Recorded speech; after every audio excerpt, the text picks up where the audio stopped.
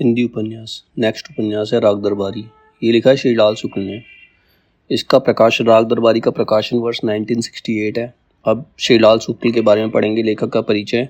श्रीलाल शुक्ल का जन्म 31 दिसंबर 1925 को लखनऊ जिले के एक कस्बे अतरौली में हुआ था। मतलब एक कस्बे में इनका जन्म हुआ जिसका नाम अतरौली था और वो लखनऊ जिले में आता है। और जन्म हुआ था इनका 31 दिसंबर 1925 को। यह कस्बा भौगोलिक रूप से तो लखनऊ जनपद का हिस्सा था।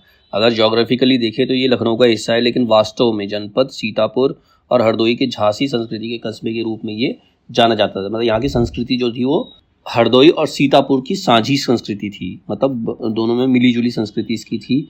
इसी जनपद के एक छोटे खेतीहर के परिवार में श्रीलाल शुक्ल का जन्म हुआ था। मतलब इनके पिता छोटे से किसान थे। उनके पिता में यानी कि दादाजी, उनके पिता में संस्कृत, उर्दू और फारसी के ज्ञानी थे तथा एक विद्यालय में एक अध्यापक के रूप में कार्यरत थे। मतलब इनके जो दादाजी थे वो एक टीचर का काम करते थे और उन्हें 3 भाषाओं का ज्ञान था, संस्कृत, उर्दू और फारसी का उन्हें ज्ञान था। श्रीलाल शुक्ल के पिता संगीत के शौकीन थे और पितामह द्वारा एकत्र की गई खेती से ही जीवन यापन करते थे। अब वो संगीत के शौकीन थे और वो पढ़े लिखे नहीं थे, तो जो उनके दादाजी ने जितनी भी ज़मीनें इकट्ठी करी थी उसी में वो खेती करते थे और अपना जीवन चलाते थे। 1946 में उनके पिता का देहांत हो गया था। श्रीलाल शुक्ल का विवाह गिरिजा देवी से हुआ। उनकी पत्नी का नाम गिरिजा देवी है और उनके 4 बच्चे थे और चारों बच्चों के नाम थे रेखा अवस्थी, मधुलिका मेहता, आशुतोष शुक्ला और डॉक्टर विनीता माथुर। 3 बेटियां थी, 1 बेटा था। श्रीलाल शुक्ल का व्यक्तित्व अपने आप में एक मिसाल थी। सहज लेकिन सतर्क, विनोदी लेकिन विद्वान। मतलब मजाकी किस्म के इंसान थे, लेकिन बहुत ज़्यादा विद्वान थे, बहुत ज़्यादा ज्ञान इनके पास था। अनुशासन प्रिय लेकिन अराजक थे। अनुशासन इनको डिसिप्लिन में बहुत अच्छा लगता था। श्रीलाल शुक्ल अंग्रेजी, उर्दू, संस्कृत और हिंदी भाषा का काफ़ी अच्छा ज्ञान प्राप्त कर चुके थे। उनके पास 4 भाषाओं का ज्ञान था, अंग्रेजी, उर्दू, संस्कृत और हिंदी। श्रीलाल शुक्ल संगीत के शास्त्रीय और सुगम दोनों पक्षों के रसिक मर्मज्ञ थे। मतलब किसके बारे में जानते थे। वे कथाक्रम समारोह समिति के भी अध्यक्ष रहे। श्रीलाल शुक्ल जी ने गरीबी झेली, संघर्ष किया, लेकिन उनके विलाप से लेखन को नहीं भरा। मतलब गरीबी थी, सब कुछ था, लेकिन फिर भी उन्होंने लेखन का कार्य छोड़ा नहीं। मतलब अपनी परेशानियों का हवाला देकर उन्होंने अपना काम नहीं छोड़ा, उन्होंने लेखन किया, वो करते रहे। सबसे ज़्यादा उन्हें नई पीढ़ी भी सबसे ज़्यादा पढ़ती है। मतलब उनके लिखे हुए जो लेख हैं वो नई पीढ़ी, आने वाली जनरेशन वो भी पढ़ती है उन्हें। वे नई पीढ़ी को सबसे अधिक समझने और पढ़ने वाले वरिष्ठ रचनाकारों में से एक रहे थे। ना पढ़ने और लिखने के लिए लोग सैद्धांतिकी बनाते हैं। मतलब ना पढ़ने के लिए लोग बहाने बनाते हैं कि नहीं पढ़ने का बहाना चाहिए। श्रीलाल जी का लिखना और पढ़ना रुका तो स्वास्थ्य के गंभीर कारणों के चलते। अब उनका पढ़ना और लिखना कब रुका? जब वो बहुत ज़्यादा बीमार हो गए। श्रीलाल शुक्ल का व्यक्तित्व तो बड़ा सहज था। वह हमेशा मुस्कुराकर सबका स्वागत करते थे, लेकिन अपनी बात बिना हिचकिचाहट के कहते थे। व्यक्तित्व की इसी खूबी के चलते उन्होंने सरकारी सेवा में रहते हुए भी व्यवस्था पर करारी चोट की। मतलब वो सरकारी नौकरी करते थे, लेकिन फिर भी सरकार के खिलाफ बोलने से वो पीछे नहीं हटे। और यही ऐसी ही उन्होंने एक रचना लिखी जिसका नाम है राग दरबारी। राग दरबारी जैसी रचना उन्होंने हिंदी साहित्य को दी। श्रीलाल शुक्ल को 16 अक्टूबर को पार्किंसन बीमारी के कारण उन्हें अस्पताल में भर्ती कराया गया था। 86 वर्ष की आयु में 28 अक्टूबर 2011 को श्रीलाल शुक्ल की मृत्यु हो गई। तो ये था उनका जीवन परिचय। अब उनकी हैं प्रसिद्ध रचनाएं। श्रीलाल शुक्ल की प्रसिद्ध रचनाएं कौन कौन सी हैं? इनके उपन्यास है सूनी घाटी का सूरज 1957 में आया था, अज्ञातवास 1962 में, राग दरबारी 1968, आदमी का जहर 1957, सीमाएं टूटती हैं 1973, मकान 1976, पहला पड़ाव 1987, विश्रामपुर का संत 1998, बब्बर सिंह और उसके साथी 1999, राग विराग 2001। और उन्होंने व्यंग निबंध लिखे। व्यंग निबंध संग्रह में क्या क्या है इनके? अंगद के पांव 1958, यहाँ से वहाँ 1970, मेरी श्रेष्ठ व्यंग रचनाएं 1979, उमराव नगर में कुछ दिन 1986, कुछ जमीन में कुछ हवा में 1990, आओ बैठ ले कुछ देर 1995, अगली शताब्दी के शहर 1996, जहालत के 50 साल 2003, खबरों की जुगाली 2005। ये इनके व्यंग निबंध संग्रह हैं। इसके बाद कहानी संग्रह और लघु कथाएं कौन कौन सी है? ये घर में नहीं 1979, सुरक्षा तथा अन्य कहानियां 1991, इस उम्र में 2003, 10 प्रतिनिधि कहानियां 2003। फिर साक्षात्कार संग्रह, साक्षात्कार मतलब इंटरव्यू जिसमें होते हैं। मेरे साक्षात्कार 2002, संस्मरण, कुछ साहित्य चर्चा भी है 2008 में। फिर है आलोचना, आलोचना कौन कौन सी आलोचना लिखी इन्होंने? भगवती चरण वर्मा की आलोचना लिखी 1989, अमृतलाल नागर की आलोचना की 1994, अगय कुछ रंग कुछ राग ये 1999।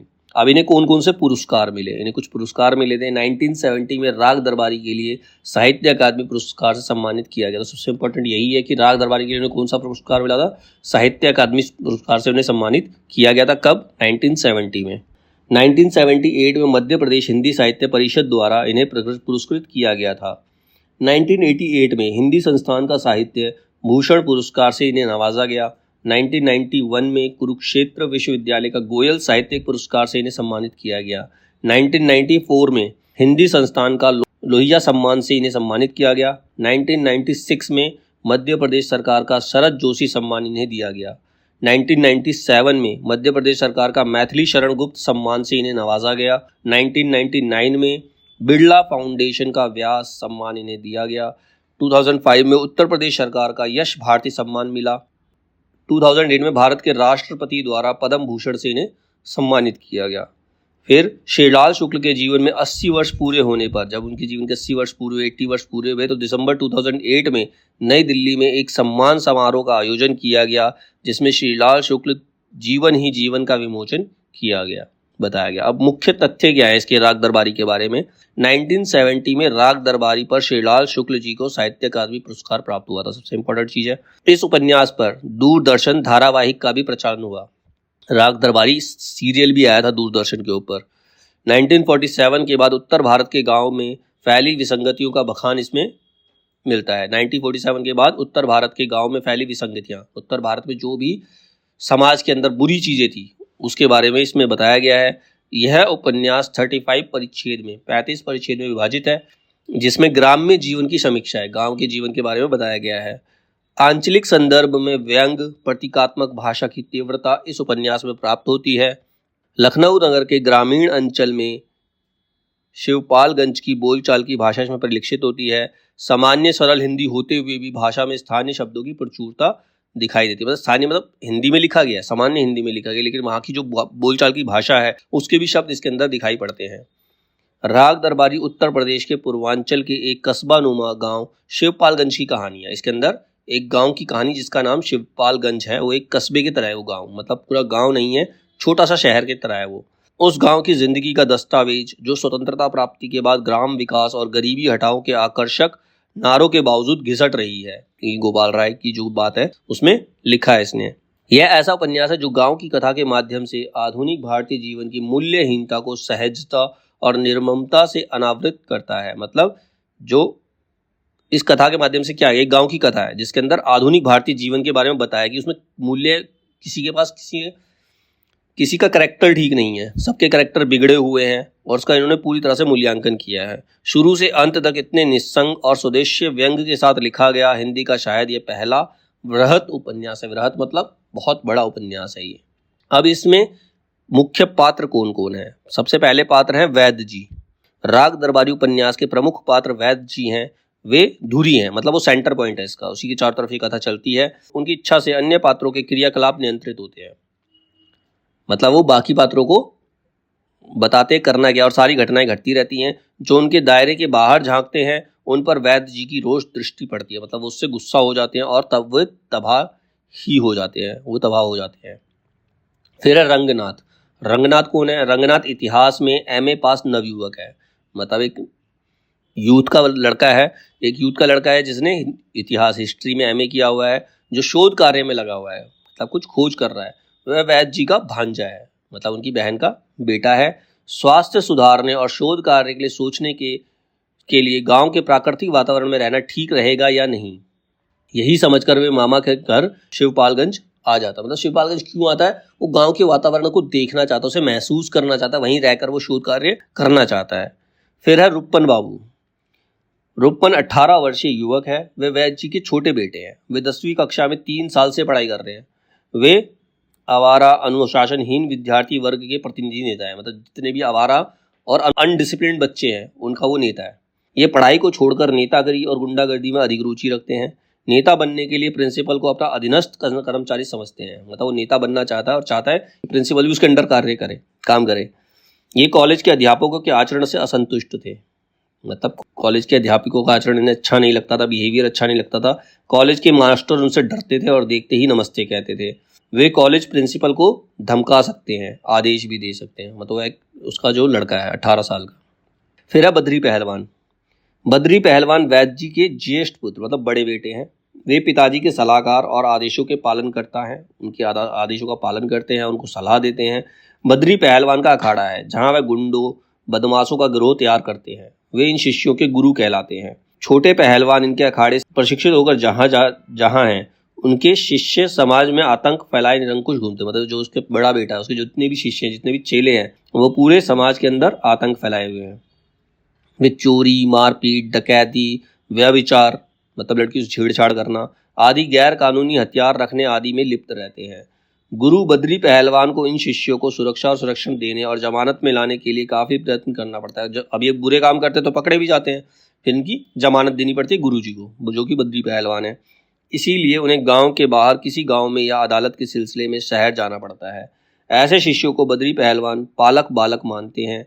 पालक बालक उनकी शक्ति है। पिताजी के इशारे से यह प्रतिपक्ष को डंडे के बल से चित कर देते हैं। सारी समस्याएं इस तरह से सुलझ जाती है। छोटा पहलवान गांव की राजनीति में एक सक्रिय पार्टनर, बद्री अग्रवाल के गांव की राजनीति में एक सक्रिय सहभागिता है और वैद्य जी द्वारा बुलाए गए बैठकों में लगातार सहभागी रहता है। फिर है इसमें प्रिंसिपल साहब, जैसा कि नाम का अर्थ है प्रिंसिपल साहब। छाम्बल विद्यालय इंटर कॉलेज के प्राचार्य हैं, प्रिंसिपल है वहाँ के। कॉलेज में कर्मचारियों के अन्य सदस्यों के साथ उनका संबंध साजिश का एक महत्वपूर्ण हिस्सा है, मतलब बाकी लोगों के साथ संबंध इसलिए बनाते हैं कि वो साजिश रचक है, वो भी अच्छा इंसान नहीं है। फिर है जोगनाथ। स्थानीय गुंडे लगभग हमेशा नशे में व प्रत्येक 2 सिलेबस के बीच एफ ध्वनि डालने की एक अनूठी भाषा बोलता है। जोगनाथ एक गुंडा है इसके अंदर। फिर है सनीचर। असली नाम इसका मंगलदास है, लेकिन लोग उसे सनीचर कहते हैं। वह वैद्य जी का नौकर है और बाद में वैद्य जी द्वारा राजनीतिक रणनीति के उपयोग के साथ गांव की कठपुतली प्रधान बनाया गया, मतलब उसे गांव का प्रधान बना दिया गया, लेकिन वो नाश्ता किसके इशारों पे है? वैद्य जी के इशारों पर। फिर है लंगड़। यह अस्थाई आदमी का प्रतिनिधि है जो भ्रष्ट व्यवस्था का शिकार होता है, ठीक है।